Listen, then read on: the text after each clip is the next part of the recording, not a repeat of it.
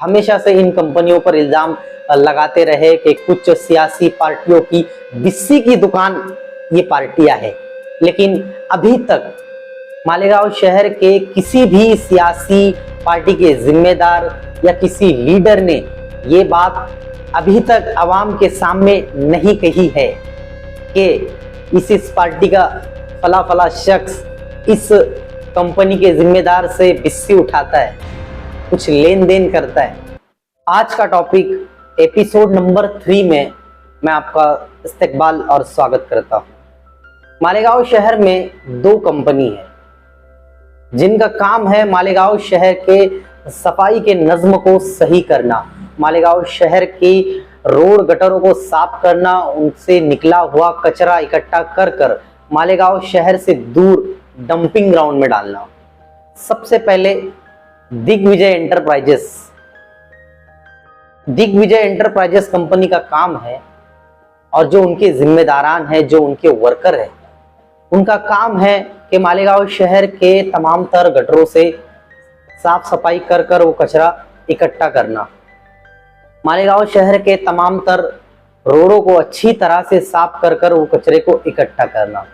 दूसरी company water grace, जिसका काम है, जिनके वर्करों का, जिनके जिम्मेदारों का काम है कि उस कचरे को अच्छी तरह से उठाकर गाड़ी में भरकर डिवाइड कर गीला कच्चा सूखा अलग अलग डिवाइड कर मालेगांव शहर से दूर डंपिंग ग्राउंड में डालना है। लेकिन मालेगांव शहर के अलग अलग हिस्सों से हमें कुछ तस्वीरें मिली है जो हम आपको स्क्रीन पर बताएंगे कि देखिए कि किस तरह से मालेगांव शहर में कचरे को लेकर नज्म कंपनियां करती है। अक्सर कुछ ऐसी जगह है जो फिक्स है, वहां पर 2-2, 3-3 दिन तकरीबन हफ्ता भर कचरा पड़ा रहता है, लेकिन उसको सही से उठाया नहीं जाता। कचरा उठाने के बाद जंतुनाशक दवा वहां पर मारी नहीं जाती, जिसे आम भाषा में सफेद पाउडर कहा जाता है। कई ऐसी तस्वीरें हमको मिली है जो मालेगांव शहर के अलग अलग हिस्सों से मिली है, चुनिंदा तस्वीरें हैं। अभी तो पूरा मालेगांव शहर बाकी है। मालेगांव शहर के अलग अलग इलाकों में, अलग अलग मोहल्लों में आपको ये सब चीजें तो सामने नजर आती ही होगी कि सफाई का नज्म मालेगांव शहर में किस तरह से हो रहा है। आपके आसपास भी आप देख सकते होंगे कि जो वर्कर्स होते हैं, जो कंपनी के जिम्मेदार होते हैं, किस तरह से साफ सफाई करते हैं। क्या वो अच्छी तरह से गटर साफ कर फौरन कचरे को गाड़ी में डालकर डंपिंग ग्राउंड पर ले जाते हैं? कई बार 2-2, 3-3 दिन, हफ्ता भर कचरा पड़ा होता है। मालेगांव शहर की आबादी भी अच्छी खासी है। अगर साफ सफाई का नज्म ठीक से अगर शहर में नहीं होता है तो उसके वजह से आने वाली बीमारियों का सामना आवाम को करना पड़ता है। तेजी से बढ़ते हुए मच्छर, डेंगू, मलेरिया, टाइफाइड जैसी बीमारियों से जूझना पड़ता है। इसका जिम्मेदार कौन? हमेशा से इन कंपनियों पर इल्जाम लगाते रहे कि कुछ सियासी पार्टियों की बिस्सी की दुकान ये पार्टियां है, लेकिन अभी तक मालेगांव शहर के किसी भी सियासी पार्टी के जिम्मेदार या किसी लीडर ने ये बात अभी तक आवाम के सामने नहीं कही है कि इस पार्टी का फला फला शख्स इस कंपनी के जिम्मेदार से बिस्सी उठाता है, कुछ लेन देन करता है। अभी तक सामने नहीं आया, सिर्फ इल्जाम लगते गए। मालेगांव शहर के लोग काफी समझदार हैं, हर चीज उन्हें बेहतर तरीके से समझ में आती है। अब आप हमें आपका फीडबैक दीजिए कि मालेगांव शहर में कचरे को लेकर, सफाई को लेकर कंपनियां किस तरह से काम करती है। कमेंट में आप जरूर हमें बताइए कि वो आपके मोहल्ले में, आपके इलाके में, आपके घर के आसपास अच्छी तरह से कचरा उठाते हैं।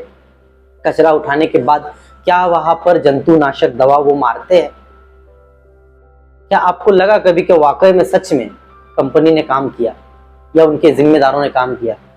आप शहर काफी छोटा शहर, लोग घूमते हैं, साफ चीजें नजर आती है। रास्ते से गुजरने के बाद रोडों की साफ सफाई कैसे होती है आप देखना। वर्कर आधा अधूरा काम कर निकल जाते हैं, प्रेजेंटी लगाकर, बस उनका काम तो ओके। लेकिन आने वाली बीमारियों को तो आम आवाम को फेस करना है। इसका जिम्मेदार कौन? मालेगांव शहर में सफाई के नज्म को लेकर करोड़ों रुपए खर्च किए जाते हैं, लेकिन अभी भी हम मालेगांव शहर वासी मुतमईन नहीं है इनके काम को। अगर आप मुतमईन है, आपके मोहल्ले में बेहतर काम होता है, तो हमें जरूर कमेंट्स करके बताइए और वहां के फोटोज हमें जरूर भेजिए कि आपके मोहल्ले में किस तरह से सफाई का नज्म होता है। आपको जो तस्वीरें नजर आ रही है मालेगांव शहर के अलग अलग हिस्सों से मिली है, जहां पर अक्सर एक बड़ी तादाद में कचरा पड़ा होता है। गटरों से तो कभी सफाई होती है, गटरों से सफाई होने के बाद तकरीबन 2-2 दिन तक वो कचरा वहां पर पड़ा होता है, या घंटों तक वो कचरा पड़ा वहां पर होता है, और फिर उसके बाद ये वर्कर्स आते हैं और उसको उठाकर ले जाते हैं। साफ सफाई का नज्म मालेगांव शहर में बेहतर होना जरूरी है। मालेगांव शहर की आबादी काफी तेजी से बढ़ने लगी है, और इस आबादी में इतना सारा कचरा और उससे बढ़ती बीमारियां लोगों का जीना मुश्किल कर देगी। इसी तरह से नई नई स्टोरी, नई नई खबरें पाने के लिए हमारे चैनल सच का सामना न्यूज़ को लाइक और सब्सक्राइब जरूर कीजिए। मैं आपका होस्ट शेख आसिफ।